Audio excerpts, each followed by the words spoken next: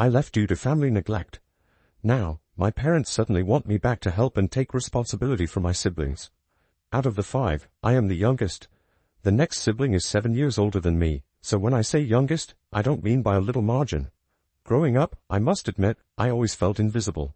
My parents seemed to believe that since I wasn't ill or struggling with mental health concerns like the rest of my siblings, I didn't require their attention. I don't mean to sound dramatic, but this is the reality. The others were in and out of therapy or hospitals all the time. I, the so-called glass child, was merely there in the meantime. Even if you can see me, you don't pay much attention to me. I was okay with that, for the most part. I read a great deal, played video games, and kept to myself a lot. Since there wasn't really anyone else nearby to amuse me, I learned to do it myself. I didn't have to look after my siblings, at least. Some individuals talk of giving up their childhoods to care for their siblings, but I wasn't in that position. I give credit where credit is due because my parents took care of everything. However, I just went between the cracks because, unlike my brothers, I wasn't creating trouble or experiencing crises all the time. I didn't get any help because I didn't need it. I don't believe my parents intentionally did this. The healthy child becomes an afterthought when you have 4 kids who are always battling health problems. I became the quiet kid who didn't draw attention because my parents were too busy taking care of the others' medical appointments, school meetings, and hospital stays. Not in a tragic, dramatic sense, but rather in a pragmatic, we've got our hands full sense. I was invisible. I wasn't all alone. Mia and Clara were the 2 companions I had when I was younger. We clicked because they and their families were in comparable circumstances. We linked because we knew what it felt like to be disregarded and excluded. They eventually grew closer to me than my biological family ever was. After high school, we remained close, attended college together, graduated together, and finally relocated to a different state because we were inseparable. Using the fragments that our real families were unable to supply, we created our own small family. After I moved out, my parents and I didn't communicate much. We didn't talk much when I was still living there, so that wasn't shocking. Occasionally, my mother would text me, primarily to inquire about my employment or how school was going. Even if our relationship was superficial, it was better than when I was a teenager and we hardly spoke. I didn't ask for much, and I didn't expect much from them either. During one of my mom's phone calls, the disconnect really got to me. Considering that we had never phoned one another, it was unexpected. I could tell right away that something was wrong. About a year had passed since our last phone conversation, when she called to let me know the time and location of one of my sister's funerals. That was the extent of our communication. She called me this time to find out my Thanksgiving arrival time. I didn't even realize they were planning anything, so I was taken aback. We didn't have any significant family customs. I think they attempted to do Thanksgiving or Christmas maybe 3 times in my entire childhood. In my family, it simply didn't exist. I informed her that I had plans beforehand. Even if I wanted to, I couldn't just drop everything and come over because I had plans to go skiing with Mia and Clara. In addition, I would have had to purchase an airline ticket well in advance because I reside 2 states away. My mother, however, pretended that I was simply being challenging. She began guilt-tripping me by claiming that she would be by herself because my dad was traveling 2 hours to visit my brother at the facility where he is housed. I knew how she felt, but she hardly told me and thought I would just appear out of nowhere to cheer her up. She became irate and accused me of not caring about the family when I informed her I couldn't come. She hung up after I reiterated that I already had arrangements. I sat there feeling angry and guilty after the call. Suddenly, I was the bad person for not dropping everything to travel home for Thanksgiving, even though I hadn't heard from them in a very long time. There was nothing about Thanksgiving or wanting to see me as I went over old texts to see if I had missed anything. She expected me to cooperate and just threw it at me at the last minute. Later that evening, I texted her to let her know that I would love to see her and Dad after the new year, but I couldn't make it because I had a ski trip scheduled for Christmas as well. I made an effort to be kind, but she didn't respond. I remained uneasy a few days later. My mother's attempts to blame me for not returning home bothered me for some reason. She guilt-tripped me with an unexpected call, but she never told me they were having Thanksgiving. They seemed to think I could read their minds. I had already moved on and was preparing for the ski trip by that point. Clara, Mia, and I had spent months organizing it, and we were all thrilled. We were eager to unwind because it had been a long time since we had enjoyed a real holiday. Suddenly, I received an SMS from my father. I thought that was significant because he doesn't text me very often. Rather, he threatened to stop funding my college education if I didn't return home for Christmas. Since I graduated years ago, I initially chuckled. Which payments? I had to read the material again to make sure I wasn't missing anything because it was so arbitrary. I assumed he was referring to one of my siblings or was simply confused. Reminding him that I had already graduated, I texted him back. I also advised him to check his bank account because he might be duped if he believed he was still paying for my tuition.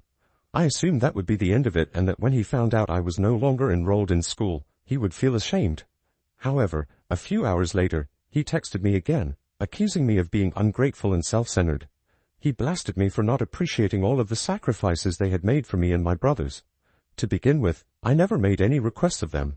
Second, my grandma was the one who paid for my college, thus I was unaware that they were obligated to do so. She handled everything herself because she had made it clear to me that she didn't want my parents interfering with my schooling. I didn't even know what my dad was discussing. By now, I was a little angry. I understand if they're under stress with my siblings, but accusing me of something they didn't even do? That's a completely different level. I'm sorry you feel that way, but Grandma paid for my college. I'm happy to catch up after the holidays, but I already have plans, I replied by text, trying to be as courteous as possible. That should have put an end to it, but it didn't. My dad went all drama mode and texted me about how I've left the family, how I'm abandoning them, and that he's done supporting me if I don't try. By now, all I could do was stare at my phone and wonder, what's going on? Abandon the family? They hardly noticed that I had been living alone for years. Now, all of a sudden, I'm the villain because I won't abandon everything and return in time for Christmas. I couldn't stop thinking about it, even though I wanted to dismiss it. My anger increased as I gave it more thought. It was somehow my duty to make things better the moment they needed something, even if they hadn't spoken to me in months and hadn't bothered to check in or ask how I was doing. I was meant to be their fallback option or something. To vent, I called Clara and Mia. It sounded like my parents were just using me as a guilt trip, and that was what they both said. Mia claimed that rather than wanting to see me, they most likely wanted me back for Christmas so they wouldn't feel guilty about it. As usual, Clara didn't mince words and replied bluntly, "Screw them. You don't owe them anything." My phone buzzed as I was lying there, so I chose to sleep on it and wait for it to cool down before answering again. Once more, it was my father. I felt numb as I read the brief and icy email this time. "If you don't come home, don't bother coming back at all." How did we arrive here? How did we go from months of not communicating to them essentially rejecting me because I wasn't attending Christmas? It didn't seem real at all. I spent a lot of time looking at the message. I wanted to retaliate by saying something unpleasant. For all the times they disregarded me and made me feel as like I didn't even belong in that house, I wanted to confront them. Rather, I remained silent. I laid over, put my phone down, and attempted to fall asleep. Before the holidays, I didn't want to be drawn into a major family dispute. The accusations, guilt trips, and whatever else they were going to throw at me were things I didn't want to deal with. I simply left it. I woke up the following day to more texts, this time from my mother. She said little more than that they were disappointed in me, didn't know why I was acting so aloof, and hoped I would reconsider. I couldn't help but chuckle because distant wasn't even close to describing it. They were only now realizing that I had been aloof throughout my life. Once more I disregarded the texts and concentrated on preparing for the ski trip. I must admit that I was as excited as Mia and Clara were. It seemed like the ideal way to get away from all the family drama. I didn't think of my parents for the first time in a long time until we got on the road. I didn't feel depressed or guilty. I simply felt liberated. Naturally, though, peace couldn't last forever. I was about to get over it when my mother sent me another message, in the middle of the journey this time. She was not going to give up. They would have to start making decisions about the future without me, something I wouldn't enjoy, she warned, if I didn't return home soon. At that moment it became clear. There was more in store for them than Christmas. Perhaps it had to do with the house or one of my brothers. I had no idea why they were pushing so hard, but all of a sudden it became clear. They wanted me back for a more significant reason than simply having me around for the holidays. That insight was like a kick to the gut. I always assumed they were simply being needy or lonely. It was never about me, though. Not at all. What they could obtain from me was the main concern. I was finished. I assumed that everything would settle down after my parents' attempt to guilt-trip me. I chose to ignore their texts, go on the ski trip, and concentrate on the fact that I was an independent person with my own goals in life. I refused to be dragged back into their world of expectations and guilt. Naturally, though, it wasn't that easy. After returning home and getting used to my routine, I got a message from Jake, my older brother. Jake and I hadn't spoken for months, so maybe not longer. I always imagined that Jake could have some understanding of me as a child. I reasoned that since he wasn't as ill as my other brothers, we may have had more. However, he was constantly too preoccupied with his own affairs. In any case, I was taken aback when I saw his name appear on my phone. His message was straightforward. "Hey, we need to talk." I wasn't feeling particularly dramatic about my family, but I wasn't sure what he wanted. I replied to the text. "Roughly what?" He gave me a call a short while later. I contemplated responding, but my curiosity overcame me. He jumped right into it as I picked up the phone, before I could even say hi. "Mom and Dad have discussed designating you as one of the boys' legal guardians when they are away." I nearly dropped the phone, I promise. For a few seconds, I just sat there in shock, my heart pounding. Was this a prank of some sort? Will they just throw this responsibility on me after all these years of hardly being involved in my life? I managed to ask, "What the hell are you talking about?" At last. Jake sighed like I was the one who was being irrational. You know how things are with Mom and Dad. They've got a lot on their plate with the other boys, and they're not going to be around forever. They need to know someone's going to step up and take care of things when they're gone. I could feel the heat rising in my body. Jake didn't seem to get why I was outraged. And they think that someone is me. After everything? After all the ignoring and guilt-tripping, they just assume I'm going to drop everything and take over their mess. Look, I know it's a lot, but you're the only one who's really stable. The rest of us, we've got our own issues. It nearly made me chuckle. Yeah, well, maybe you guys should have thought about that before now. I didn't even know this was a thing. They never told me they were going to talk to you about it, he stated, but I figured you should know before they tried to spring it on you. I was enraged. It was no longer simply about Thanksgiving or Christmas. This was larger. They hadn't even considered talking to me until now, when it was convenient for them, and they were planning something long-term. They wanted me to take over as the responsible party after we hadn't communicated for years. Simply put, no. Trying to make sense of it, I said, "So what? They've been discussing this behind my back. Like they just decided I'd take on the responsibility without even asking me." "Yeah, pretty much," said Jake. "They'd been planning for a while." Sitting quietly, I stared at the wall while I tried to take it all in. Although I knew it wasn't really Jake's fault, I still felt like screaming at him. He was only the messenger. However, that didn't alter the reality that my parents were going to give me the heaviest possible slap. They wanted me to spend the rest of my life cleaning up after them, not just doing them a favor. I was done being invisible, but I most definitely wasn't going to be their fallback option at this point. More than anything else, I felt defeated and wondered, so what am I supposed to do? Just drop my whole life and move back home? Give up everything I've worked for? Jake had no response to that. He made an effort to discuss how difficult it was for our parents to handle everything while taking care of my brothers. I didn't care though. Because I wasn't an issue, I had been ignored my entire life. Since I was the only one with my life together, they now wanted to take advantage of me. It was unfair. I interrupted him in the middle of his statement and stated, "I'm not doing it. I will not serve as their fallback. They haven't cared about me for the past 25 years, and they have no right to hold me accountable for everyone now." After a moment of silence, Jake remarked, "I understand, I do, but you're still a member of the family." I wanted to shout when I heard that term. Family? Yes, I was a member of the family, but only when it suited them and only when they were in need. They showed no concern for my well-being or need for assistance when I was a child. But all of a sudden, they needed me because they were afraid of what lay ahead. I said, "Tell them I'm not interested. And don't give me another call about this." Before Jake could answer, I hung up and sat there, attempting to relax while I stared at the phone. It seemed as though my entire existence had been building to this point, when I had finally had enough. Enough of being exploited after being ignored, enough of manipulative texts, enough of guilt trips. Their safety net wasn't going to be me. Jake and my dad didn't get in touch for a few days. They seemed to be waiting for me to change my mind, come to my senses, and become the excellent daughter they had suddenly determined I should be. However, I had no intention of moving. Since I was the only one left standing, I wasn't going to allow them to vent their troubles on me. A letter then arrived in the mail. My mother gave it to me. As if we were living in the 1800s or something, she had sent a letter without even calling. The lengthy, meandering letter was chock full of the same guilt-tripping nonsense I had heard before. She continued by describing how difficult things were for them, how much they needed me, and how they were unsure of what they would do without my assistance. But the last part was what truly annoyed me. "Olivia, we're not asking for much," my mother wrote. "All we need to know is that someone will take care of the family while we are away.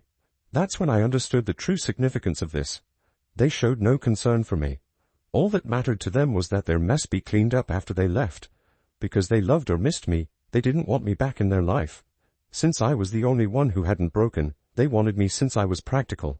I tossed the letter in the trash after crumpling it up. I was finished. First update. I believed I had reached my breaking point after receiving that letter from my mother. What more was there for them to show me that I hadn't previously seen? I had already had enough of their manipulations, guilt trips, and attempts to hold me accountable for their disaster. Naturally, though, I was mistaken. It wasn't finished. Not even close. I received another call, this time from an unfamiliar number, a week or two after I threw away the letter. Something in me was intriguing, but I nearly didn't pick up. Given that I had been ignoring their number, it could have been Jake once more or one of my parents attempting a different one. In any case, I picked up. Hi Olivia, this is Sarah. One of my sisters is Sarah. We never had a close relationship. She had to deal with hospitals, therapists, and everything else on her own. Yes, I felt sorry for her as a child, but I didn't know her well. It felt unusual to hear from her now, after everything, since we were essentially strangers sharing a house. I said, hey, unsure of the direction things were taking. Look, she began, I know that things between you and your parents have been a little difficult, but I really need you to pay attention to what I have to say. Already, I could feel my stomach dropping. I thought, more guilt, more attempts to pull me back in. Here we go. What is it? I tried to seem neutral as I inquired, but I was already preparing myself for whatever nonsense was about to happen. They're not doing well, she stated after taking a long breath. I mean, not doing well at all. The fact that no one is stepping forward to help with the boys is making them panic as Dad's health rapidly deteriorates. Olivia, they are afraid. They are unsure on what to do. I remained silent for a while. I did care. It wasn't that I didn't. I didn't want my parents or anyone else to suffer. However, I couldn't just go in and make things right for them after everything, after years of them not caring about me. Their band-aid was not me. With caution, I added, I'm sorry to hear that, but I can't just drop everything. I too have a life, Sarah. I could tell she was frustrated by the way she sighed. I understand that, but the only one who can assist is you. You know what's happening with me and the others, and Jake is barely able to hold himself together. Olivia, there isn't anyone else. I retorted, feeling my rage rising once more. Desperate because they ignored this for years. They believed that everything would simply go away, so they allowed stuff to accumulate. And now I'm responsible because I'm the one who got out and made a living for myself. Sarah, that is unfair. She said, I know it's unfair, but this is where we are. They require assistance. There it was once more, the same old shame, the same old story. They always managed to pull me back, regardless of what I did or how far I tried to get away from it. I could sense the tension rising within me, the animosity and frustration that had been building for years now reaching a head. I spoke more sharply than I meant to when I said, I'm not doing it. It is not my intention to tidy up their mess. They didn't give a damn about me when I was a child, and they certainly don't get to visit me now only for the sake of convenience. I have a life of my own. They must solve this problem on their own. When Sarah spoke once more, I could hear the pain in her voice. I understand, Olivia. I do. However, this isn't about me or you. Her words. It's about the family. It's about what's going to happen to the boys when they're gone. If we don't step up, who will? That struck me hard because it made me understand how imprisoned we all were, not because I felt suddenly guilty. After neglecting and ignoring me for years, my parents were suddenly attempting to exploit me as a means of escape. What about my siblings? Like me, they were ensnared in the center of everything. They simply lacked the strength to defend themselves. I repeated, I'm sorry, but this time I was softer. But I can't. I won't. She paused for a long time, and I could hear her displeasure over the phone. But this time, I wasn't going to give in. I was unable to. At last, she answered, okay, in a flat voice. Before I could finish, she hung up, saying, I'll tell them. For a while, I just sat there and stared at my phone, feeling guilty and relieved at the same time. I was aware that I owed my parents nothing. It still stung though, knowing that I had no control over my family's disintegration pained. Or perhaps I wasn't helpless. I was simply unwilling to give up my own interest for them anymore. My mother sent me another letter a few days later. It was considerably worse this time. She skipped the small talk and went right to the guilt trip. She expressed her disappointment at me in her letter, saying that I was failing the family and that she couldn't believe I would abandon them when they needed me most. She rambled on about how difficult it was for her and my dad, how much they had given up for us, and how she didn't know what she had done to earn such a self-centered kid. It was cruel. And it worked for a moment. I had the same old, well-known sting of guilt that I had experienced throughout my entire childhood. However, I then recalled all the years I had been invisible, the times they had forgotten about me, and the times I had needed them but they had failed to show up. I understood that they weren't in need of assistance. Control was at issue here. In order to make me feel as though I owed them something, they attempted to entice me back into their web. However, I no longer owed them anything. Like the last letter, I ripped it up and threw it in the garbage. I was finished. I had had enough of being their pawn. I had had enough of being manipulated by them. Now that I had my own life, I wasn't going to let them take it away. I banned their numbers the following day. To be safe, I also blocked Jake. Although it wasn't a simple choice, it was the only one that seemed correct. They couldn't continue to bring me down and make me feel like I was to blame for their issues. They had to live with the decisions they had made. I felt free for the first time in a long time. Second update, it was a relief to block their numbers, as if a burdensome burden had been removed. I was in charge of the issue for the first time. I wasn't sitting there anticipating a surprise call from Jake or another guilt-tripping message from my mom. It was calm and quiet. Naturally, though, that didn't last. A knock on my door occurred a few weeks later. I assumed it might be a delivery, but I wasn't expecting anyone. My mother, standing on my porch as if she had every right to be there, was there when I opened the door. How she found me is a mystery to me. Although I hadn't been hiding, I didn't anticipate her showing up at my house. She appeared older, I suppose, or perhaps it was simply the tension. In any case, it was evident to me that she had not had an easy time. I didn't feel sorry for her though, no more. "Why are you in this place?" I asked, trying to sound as composed as possible. She took a while to respond. She simply remained there, staring at me as though she hadn't seen me before. At last she said something. "Olivia, we need to talk." I let out a sigh. "No, we don't at all. Everything I needed to say has been spoken. I've already decided." She took a step forward as if she were about to enter, but I blocked her path by standing in the doorway. I didn't want to give in to her and allow this to become just another guilt trip. She said in a gentler voice, "Please, just listen. Your dad is becoming worse. We don't know how long he has left, and he keeps going in and out of the hospital. Olivia, I'm at a loss for what to do." The card she had been waiting to play was finally there. The card that says, "Your father is dying." Although she didn't state it directly, I could tell she was implying it. I'm not cold-hearted. I didn't want my father to be in pain. However, I couldn't just abandon everything and run to their side after everything they had done to me. "I'm sorry," I murmured, attempting to sound calm. "But this isn't my problem. You and Dad have had years to figure this out. You can't just show up now and expect me to fix everything." She gave me the impression that I had slapped her. "I'm not asking you to fix anything. I just need you to be there for the family." "For the family," I said again, nearly giggling. "What family? The one that ignored me for 25 years? The one that only talks to me when they need something? That's not a family, Mom. That's just manipulation." Her eyes grew wide, and I briefly believed she was going to disagree with me. Instead, she simply broke down in tears, right outside my door. I had no idea what to do when she started crying. I couldn't stand by and watch her cry, but I also couldn't invite her inside. "Look," I continued, now speaking more softly. "I get that this is hard for you. I really do. But I'm not your backup plan. I'm not the person who's going to come in and make everything okay. You made your choices, and now you have to deal with them." She looked up at me after wiping her eyes. I could see the despair beginning to give way to rage. "We did the best we could, Olivia. You don't understand what it was like, raising all of you, dealing with everything. We didn't have time for you because we were trying to keep everyone else alive." The excuse was there. I had heard the same justification countless times before. I stated, "And that's not my fault," in a firmer tone. "You made the choice to have 5 kids. You made the choice to focus on everyone else and leave me behind. That was your decision, not mine. And now you're trying to make me feel guilty for it. I won't do it, Mom. I won't." She stared at me for a long time without saying anything, as if she had forgotten who I was. Perhaps she didn't.